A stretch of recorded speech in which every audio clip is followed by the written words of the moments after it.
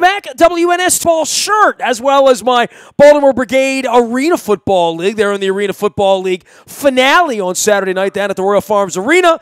This guy will be packing his bags for Canton, Ohio, as will I, and I'm going to make it a little cottage industry here the next couple of weeks, as much as I've done pretty much a month of solid Deer Orioles and Orioles baseball, trying to keep the Orioles afloat here. We go out to St. Louis, where they've lost a football team twice now. He is footballless, but not without a football heart and a history out of the fighting city of Philadelphia via St. Louis for these many years. He is H. Balzer, 721, out on Twitter. You can find him at the Sports Exchange, TSXFB, and football.com, as well as balzerfootball.com and hbalzer721 on Twitter. Howard Balzer, did you vote for Ray Lewis into the Hall of Fame? Of course you did, right? Yeah, of course I did. I don't know. I don't know if anybody did not. We never know the actual numbers and the results of the election, but you know, he's one of those first-time eligibles that there really wasn't much doubt that he was going to get in his first year of eligibility. So no surprise there, and obviously a very deserving honor. How many years for you on a committee, Howard? I've been on the committee for 15 years. 15 years. As far as this goes, and I think some fans have a little convoluted idea of what this is. I have been a party to it at various convention centers and hotels where you and Peter King and half the rest of the people are running out trying to pee and get a cup of coffee, because it really is a little bit like an EST convention, isn't it? Like, you guys literally lock yourselves in a room. There are no videos, no cameras, the rules about it are sort of legendary. And out of it comes Ray Lewis relatively unscathed and very easily, while for so many other players, it really is a battle. What is it about a guy like Ray that everybody just goes in there and nods their head? I mean, there's something that happens during the course of a player's career that sort of I guess, coronates a player before then. And I'm guessing Ray had coronated that long before winning the second Super Bowl in New Orleans in the grand finale. He was going to the Hall of Fame, but I don't know what moment that happens, that he, that he gets your vote, really garners it, right? Yeah, it's an interesting way you put that, because I don't know if there is a moment. It obviously all builds over a player's career, and there comes a time when you just have that sense. And it's funny, Nestor, because I often say, a lot of people in the media throw around future Hall of Famer, way too indiscriminately, or easy first-time eligible. And I've been saying that about Schilling and Messina for 10 years now, future Hall of Famer. Right. I'm not right yet. Yeah, you very rarely hear someone on the committee say that because we know how difficult it is. But there are those guys that, as the career builds, you just know it and you feel it. And there are certain players that you don't even, certain players that occur, whether it's Terry Rice, whether it's Brett Favre, there's certain ones where the person making the initial presentation in that meeting the day before the Super Bowl gets up and says, I present whoever the player's name is for the Hall of Fame, and then they sit down without saying a word. And that doesn't happen often, but it does happen. I think with Ray there was a little bit of discussion, but it certainly wasn't much. There wasn't a lot added.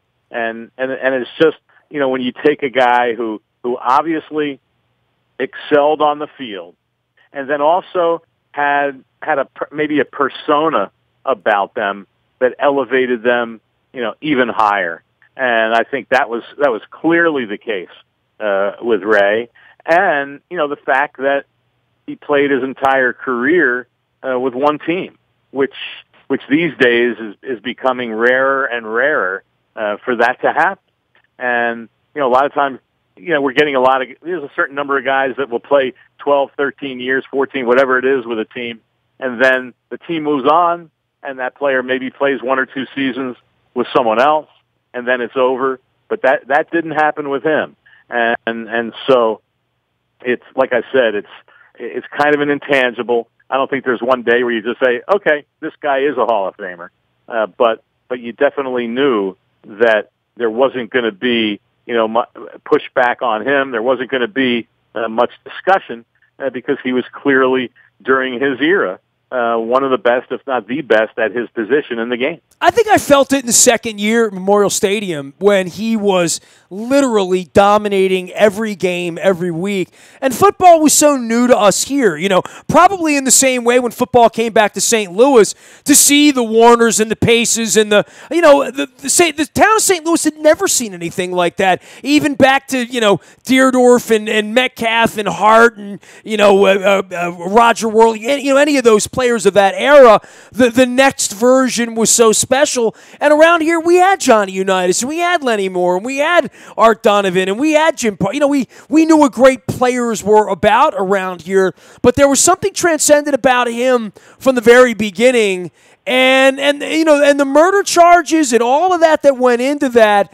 At that moment, you started to think, what will the rest of his story be? And I've been sort of chronicling that from that moment forward, quite frankly, whether it was a championship a year later, a bunch of near misses, this incredible championship that happened in the December, of his career, around him, and the lack of quarterbacks, and him trying to get his reputation back together. And I think still, to this point, still trying to get, quite frankly, a lot of that reputation together as he now enters the Hall of Fame. He has been his own book, right? Like he's a fascinating character in the history of the National Football League. No doubt. Yeah, you put that very well. There's no question about that because of all the layers and all the different things, and of course that last championship with the injury that occurred that season, and then being able to come back from that and help his team get there. Howard, I'm still putting deer antler spray on. That ain't done a damn thing for me, but I'm trying it. Yeah, but it is from that standpoint when you look at all those aspects of him and his personality and how it's always interesting too, because we would see the guy, if you didn't see him play every week like you did or guys in Baltimore did, most of all of us, we'd see him here and there, see him a few games a year, and then the playoffs. Well, you'd see the highlights. You would see the jacked up. You would see the 5 hits he made. You'd see him shoot the gap on Sproles. You'd see that play, but on a play-by-play, 60 to 80 snaps a week. I mean, it's really otherworldly, Howard. Really. Yeah, and so and then of course we'd see the whole show that he put on coming out of the tunnel, and all that. And that was certainly a part of his persona. But then you also just saw him, how he carried himself, how he communicated, and all those things. And you saw a guy that that had put, that seemingly had put some of those things in his past, and had become, at least from what we, the one thing I always say about athletes is none of us really know. Not only athletes, but anybody. None of us really know what happens with other people behind closed doors.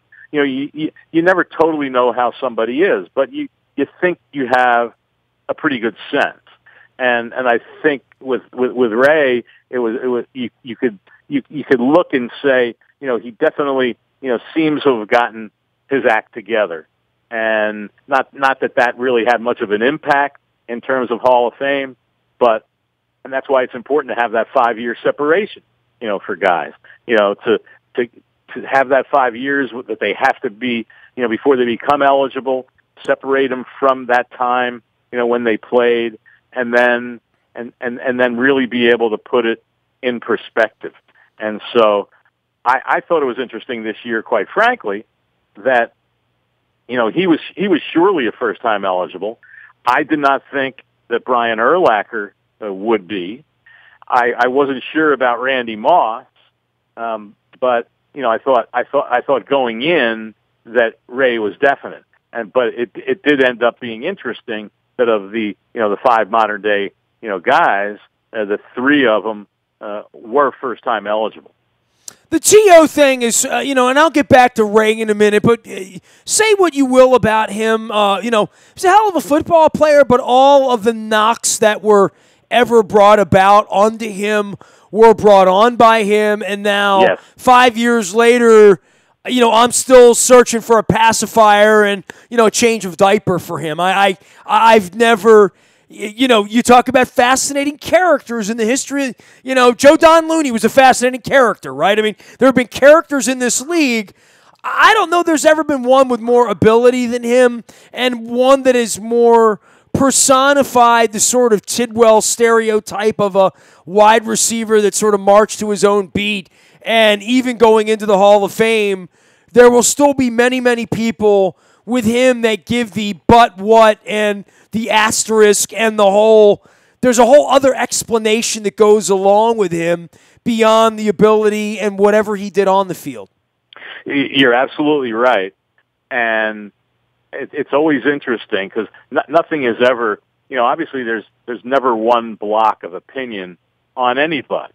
But it's always interesting that, those who, to me, enable Terrell Owens, and even now, as all this has developed over the last month or so, defend him and then still take shots at the selection committee and saying, that they went over the top to talk about why he wasn't in the Hall of Fame and went too far. Well, that was the reason he didn't go in the first 2 years. And like you said, he brought it on himself.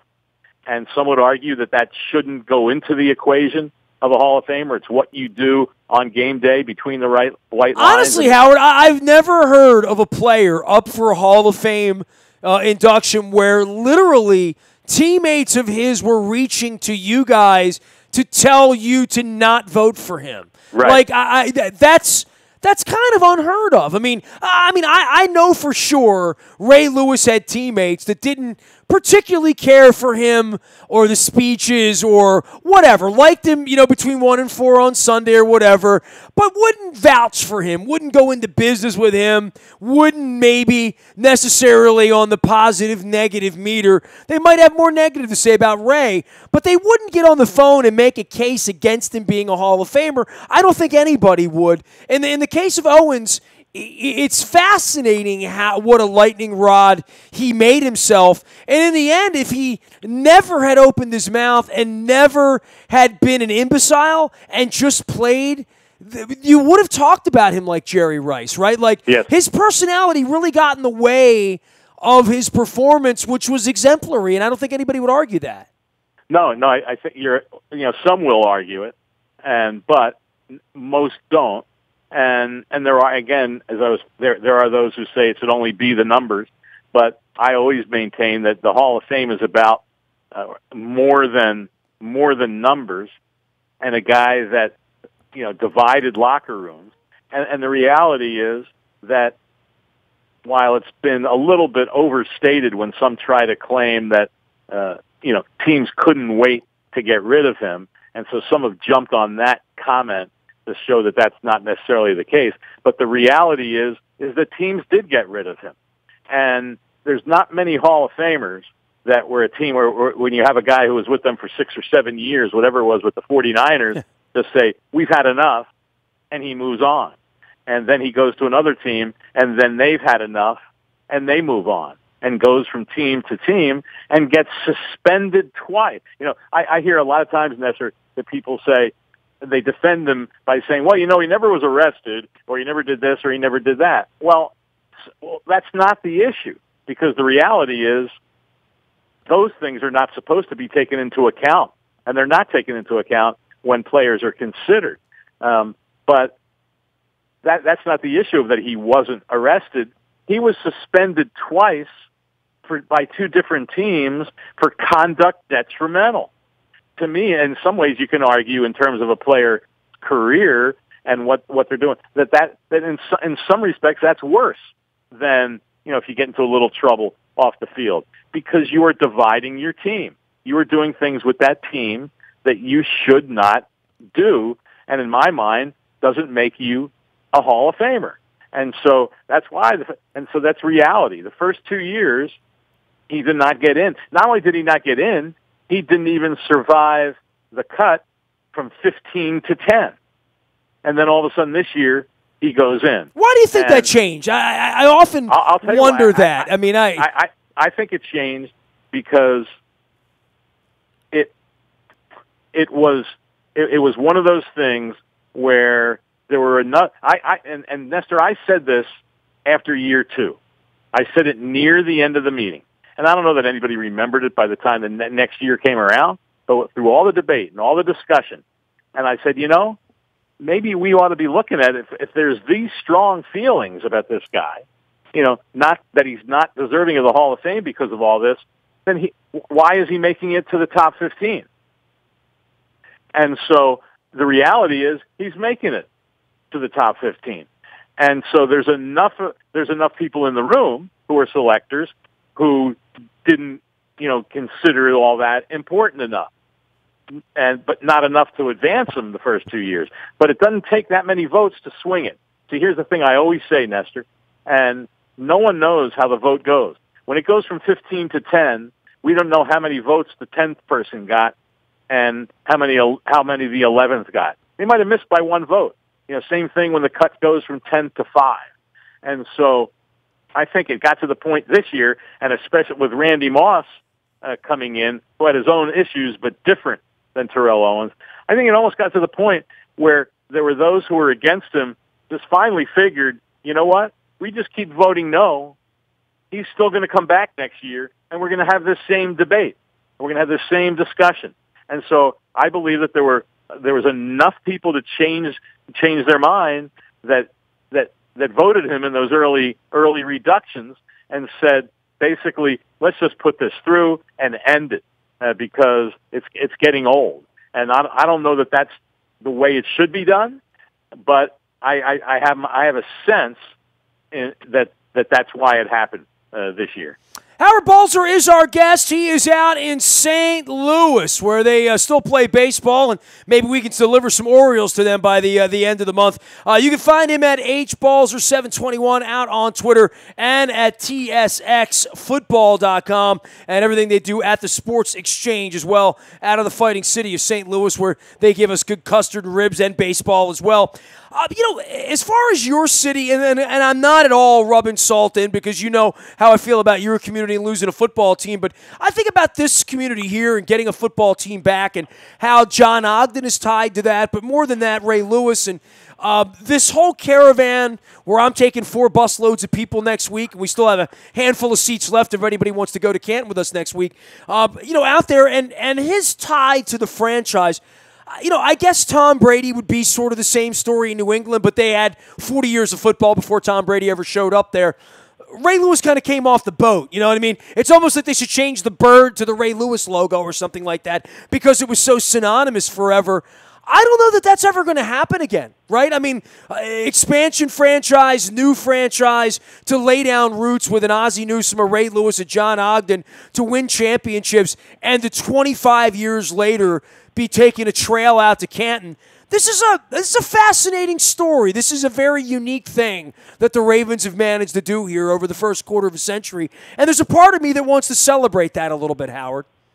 Well, no, I think you're right. And it was great what they were able to accomplish. I mean, they did have a certain base of talent when the franchise started there, but it was still and there was still everyone forgets that the whole Bill Belichick angle is interesting because there are those who say how unsuccessful he was in Cleveland, when if you really look at the record, you can see that that's not necessarily the case.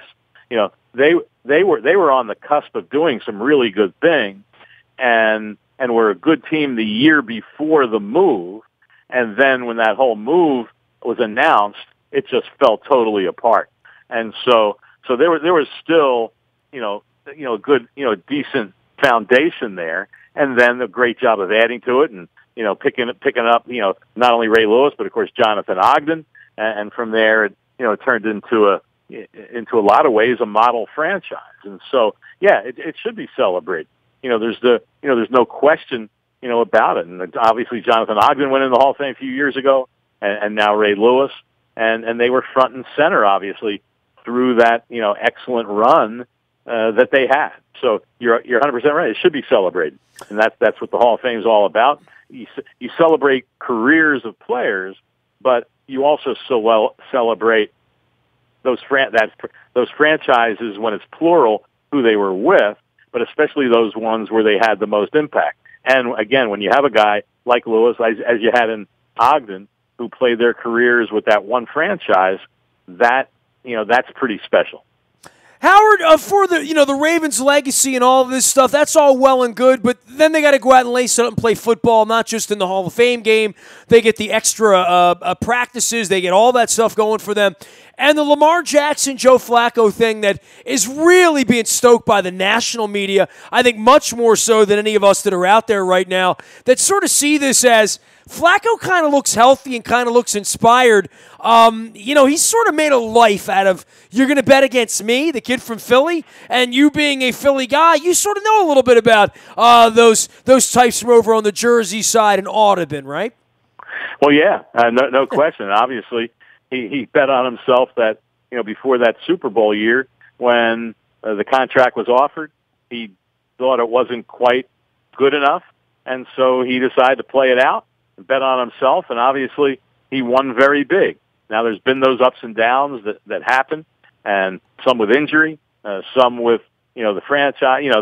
They've still always been a competitive team. They've never, through these tough times, they haven't hit rock bottom, but they've had some tough times, and a certain amount of it is personnel, and so all those things, affect franchises and certainly affect quarterbacks. And so, yeah, I think it's going to be very interesting to see how this season goes for him and the Ravens, as they have worked to, get talent around him and make it better. And, they're usually in the hunt. And, obviously the last few years it's fallen short. The one bad year where there were so many of the close losses just, led to, a pretty poor one.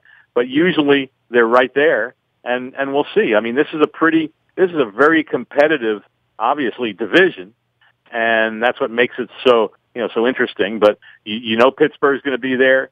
Cincinnati, you flip a coin, will they be good? Will they not be? But they have pretty darn good talent, and I think Cleveland is going to make it difficult. I don't know how many games they'll win, but it looks like they're certainly a much better roster than they've been the last few seasons, and obviously it couldn't get any worse than the last two. But I think they're going to make it tough for some of those other teams. So it certainly is one of the more competitive divisions in the NFL. Been a weird year for me, man. I went on the Stanley Cup run with the Capitals, so hockey season didn't end till the middle of June. By then the Orioles were 40 games under 500, and I find myself writing these Dear Orioles letters, and Manny Machado and Britton and Jones and all these guys leaving, and here we go with football season. And when you really start to assess these 32 teams, there's a great story in virtually every city, right? Every one of these camps has a tale to tell, and none may be larger than your former team there, the Rams, out in L.A., where they are the toast of the city. They have the city sort of, I know Machado's out there and LeBron's out there, but there are expectations for the Los Angeles Rams this year in a way that there haven't been for that franchise in 15 years. No question. And that's what's going to be interesting to see how they deal with that. Because last year there were not expectations, and they played excellent football. But now the expectations are there. And they've made, and it's interesting when you frame the whole Flacco thing, Lamar Jackson thing in terms of national media. The national media always has an interesting way of looking at things, and they get enamored with names a lot of times, just the way fans do. And so when the Rams sign, they get Marcus Peters, and they get Aqib Talib, and they get Ndamukong Suh, and they get, Brandon Cooks, and they start getting all these names, and so everybody says, oh man, they're going all in on the Super Bowl. They're doing this, they're doing that. Well, they've also brought in a lot of, different personalities that they're still going to have to figure out a way to mold together as a team. and now they're going to have people shoot, pointing at them, which hasn't necessarily been there. Now that division that they're in, I think, has a lot of question marks. So they certainly are the team to beat in that division. But like I said, they have to be able to rise, to still do their work and still, not read the press clipping and go out there and do what has to be done to win football games. Because we've seen teams fall in this league, and that's what makes it, like you said, 32 different stories. I mean, we know that every year there's probably going to be 5 or 6 different playoff teams than the ones that were there the previous year. The trick is figuring out who they are. Well, anytime there's 5 or 6 new ones, that means there's 5 or 6 that were in the year before that aren't going to be in, and that gets tough to figure out and predict who it's going to be. You need to make sure that's your team. Yeah, right. So no, but the Rams are an interesting story, and we'll see how that how that market really does, how much it truly does support them. Because my theory pretty much has been as many of these moves that they've made have been just as much to sell those pricey PSLs and premium seats for the new stadium as they were to make this a really good football team. Obviously, you want to be a good football team, but I think that other aspect was just as much of a motivation as anything else, because, as you said, you mentioned LeBron, you mentioned Machado. I mean, L.A. is L.A. It's glitz and it's glamour and it's all that, and it's all about names. And so they knew that they had to add to what they had to not. I mean, they have the old time Rams fans, but they've got to. They still had to build new Rams fans, and I don't know that they've had that many of them yet, because their TV ratings haven't been that great. And this year will be an interesting year on those fronts in terms of how many new fans are they creating in that market for that football team. Yeah, I'll be spending the weekend before Christmas out in lovely Carson as the Ravens take on the Chargers, the other Los Angeles nemesis. I would have been a hell of a lot happier in San Diego, Howard. I know you know what I'm talking about. So, oh, yeah. Howard Balzer is here. He is H. Balzer 721, legendary pro football voter for the Hall of Fame and writer. You can find him at tsxfootball.com as well as at NFL Series. All right, last thing for you. I'm going to do that. I'm probably going to have a dozen of you guys on because I know most of the 50 of you who do the voting for the Hall of Fame. So if I give you the presidential pardon or the golden ticket right now and say, Howard, I'm going to let you unilaterally put someone in the Hall of Fame, who would it be? Wow, that's a really good question. I don't want to say a former Ram because that sounds too much like a homer. Well, I would put Art Modell in, so I don't give a damn what you say. Well, I'll tell you, be a homer. Go ahead. I've been a supporter, of Art, and by the way, I'm on the contributors committee, which meets in Canton in the third week of August. That's his only entry in at this point, right? That's right. That's right. Who else is on that committee that I could send some crab cakes to, Howard? Let's see. Peter. I don't know if I can name all. There's only 9 of us, but Peter King, Shireen Williams, Jim Trotter, Sal Palantonio, John Clayton. I'm trying to think who else. All of these people have said to me on the air that Art Modell belongs in the Hall of Fame. Every single one of them have said that to me. And yet he really hasn't, the last few years of the Contributors Committee, this is the 5th year of it, he hasn't gotten much traction. Just look for the purple when you're out in Canton next week, Howard. And I think that, maybe at some point it will. I think, this year, I think Pat Bowlen, the Broncos, is a guy that has a pretty darn good chance. And then from some of the general manager types with Gil Brandt, George Young, I think we might see that. So, but George Young, Baltimore guy, he gets my vote. There's my second guy. There's my backup pick. If you didn't like Art, I'm giving you George Young. I'll give you him. But in terms of players, can we put Marvin Miller in the Football Hall of Fame since he can't get in the baseball? Yeah, he should be. He should be in baseball. I just wanted to throw that in because I feel comedic today, Howard. But I'll tell you, there's a lot of safeties that get somewhat overlooked. Yeah. In the Hall of Fame, And there's a guy who I just mentioned the Broncos that I think has been somewhat forgotten, and I'm not sure how I can't say he's slipped through the cracks, but he's been a semifinalist, I believe, 7 or 8 times.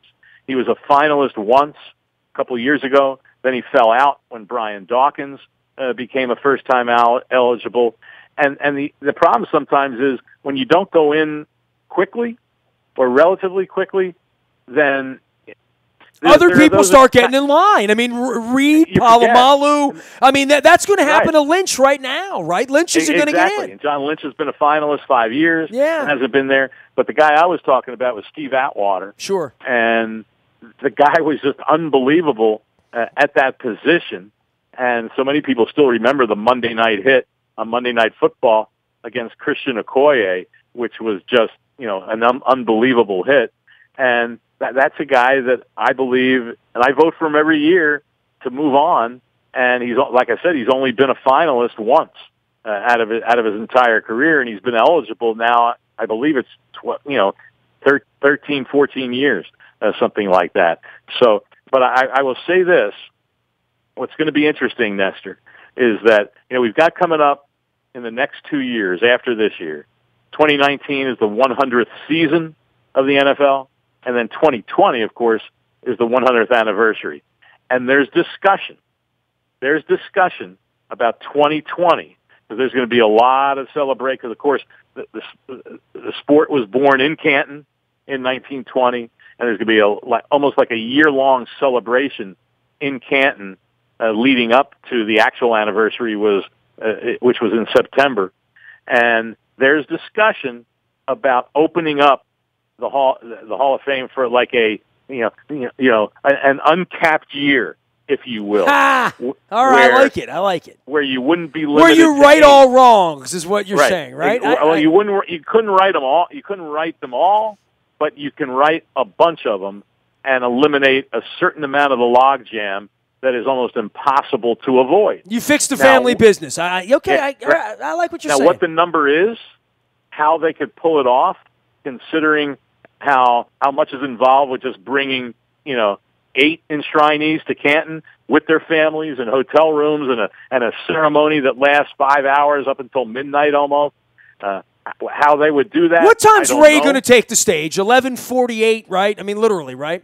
Yeah. You might. Maybe you have to do it over 2 nights. I don't know how you would do it, but there is discussion at least of doing it. But then, of course, figuring out logistically would be the big question. But that could end up happening, and some would argue that, well, that makes it less of an honor if somebody gets enshrined in that particular year, and it would kind of make it less special. But I don't think anybody going in would feel just that give me way. the yellow jacket. That's all I need. Howard, take care of yourself and stay cool out there in the Canton, Ohio heat. It's always a scorcher out there. We're bringing busloads of Ray Lewis fans. I guess Ed Reed might be next up the line, but everybody's all in for this thing in the Urlacher Ray Lewis Bears-Ravens 5th preseason game. We thought 4 was bad enough. Why not play a 5th one? So hey, there we go. Howard, bring me some custard, my friend. We will see you soon, okay?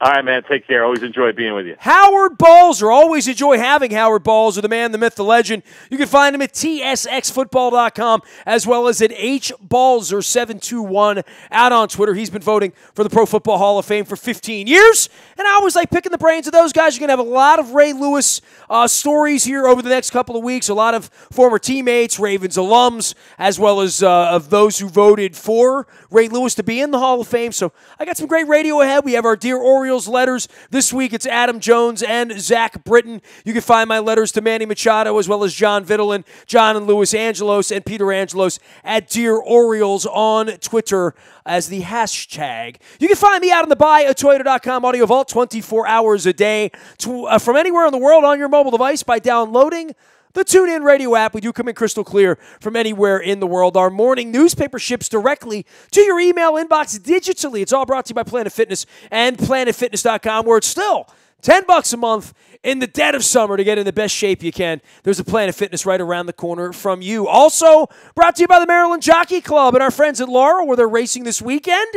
And they have a beautiful sports book now open in Laurel. and it's remodeled down there and bigger and better. Always doing that at the Maryland Jockey Club and Laurel and the Maryland Million around the corner as well. Nasty at WNST.net finds me. Any breaking news, if the Orioles deal another one, you'll get it first on the WNST text service. That's all brought to you by Coons Ford of Security Boulevard. Dennis Colazzos will be here on Thursday, every Thursday from 3 until 5, getting you ready, not just for the James Taylor and Eagles concerts, but for a weekend. One more weekend toward the Bills game on September 9th. It is football season. My shirt tells you so. We are WNST.net, AM 1570, and WNST, Towson, Baltimore, and we never stop talking Baltimore sports.